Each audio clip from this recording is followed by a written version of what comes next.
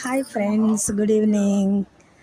చూడండి, నేను వెళ్తున్న ప్లేస్లో ఎంత చక్కటి పూల మొక్కలు ఉన్నాయో. అసలు చాలా బాగుంది కదా. ఆ రెడ్ కలర్ అది ఎప్పుడు వెళ్ళినా దారిలో తీసుకోవాలనిపిస్తుంది వీడియో.